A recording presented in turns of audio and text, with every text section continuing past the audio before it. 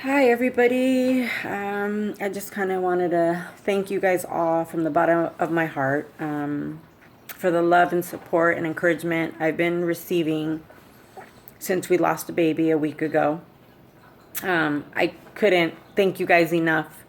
You guys have truly have affected me in a positive way, and for that, I thank you guys from, like I said, sincerely. I just kind of wanted to give you guys an update of how I'm doing. Uh, I'm okay. And I know it's still very fresh and it's going to take time and all that good stuff. But I just kind of wanted to shed some light and go over things that like nobody talks about. And it's tough to read about because I find that like women in general that go through this, they go through this almost, not, I wouldn't say silent, but a lot of stuff I feel like isn't out there, and people don't talk about it. And it's, I guess part of it is the shame in going through a miscarriage or stuff like that. And I guess just going back to, when we were, my water broke, and waking Steve up at midnight to let him know, we need to rush to the hospital because I'm not doing well. That I'm leaking, I'm bleeding, and we need to head to the hospital. And once I'm there, they had to run an ultrasound just to check and to see what's going on with me. And a couple, I don't know what it was, maybe an hour later, they let us know that that I have to be admitted because I was losing the baby. When we got there, the baby still had a heartbeat, and slowly as I started losing more water and bleeding out more, that we lost the baby shortly after. And the doctor calls me, I believe it was like 4 a.m, and just to let me know, these are your options.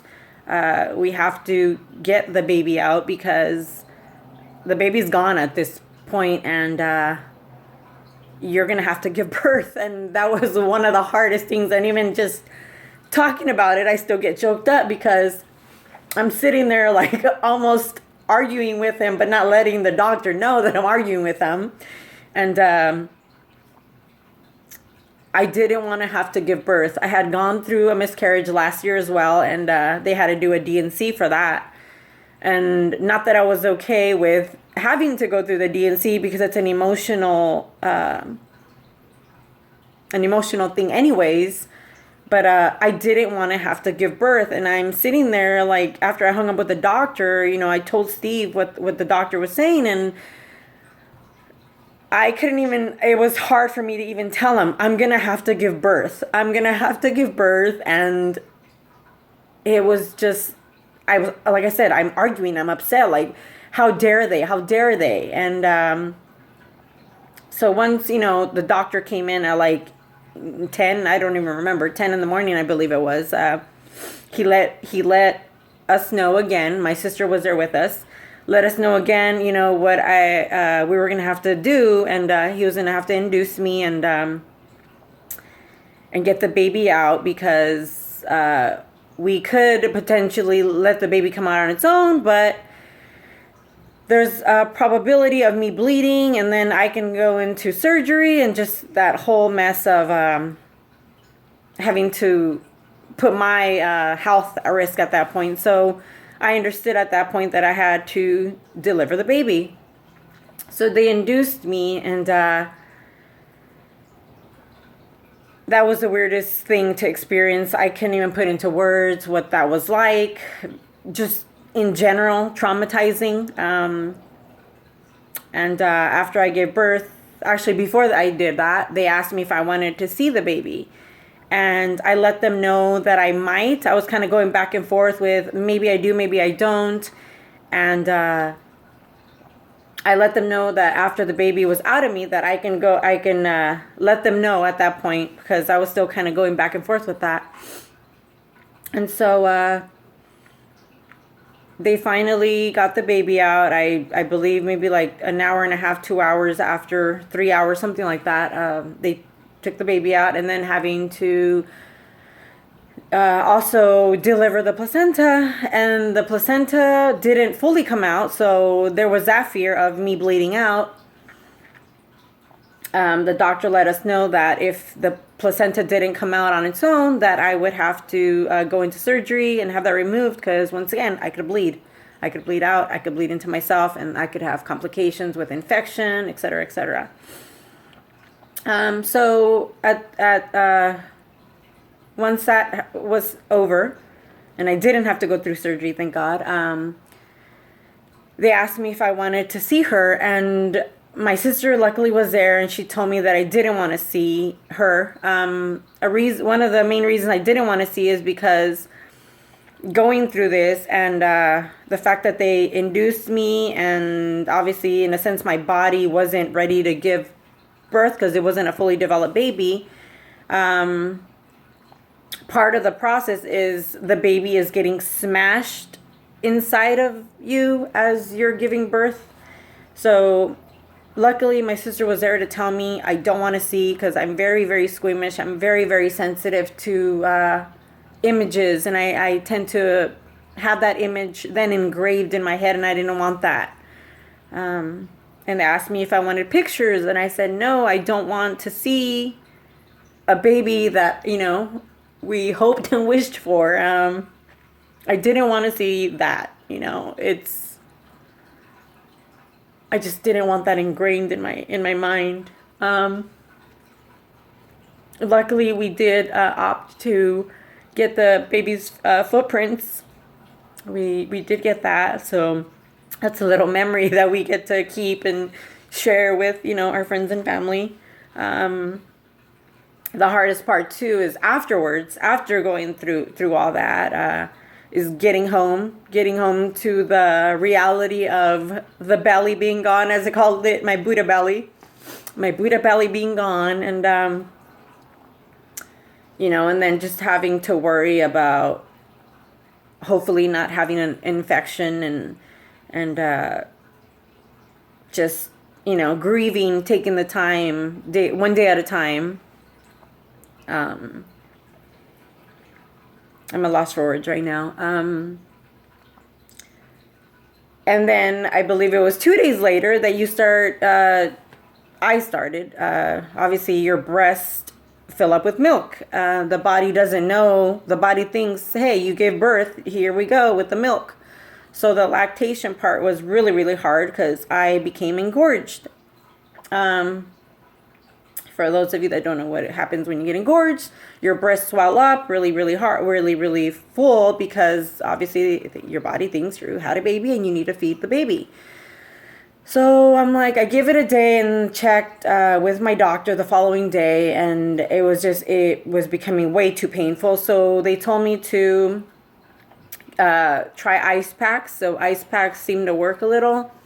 And then also to take Sudafed. I took Sudafed, I believe, for 2 days, and I started feeling better. The pain went away after, I believe, 2-3 days.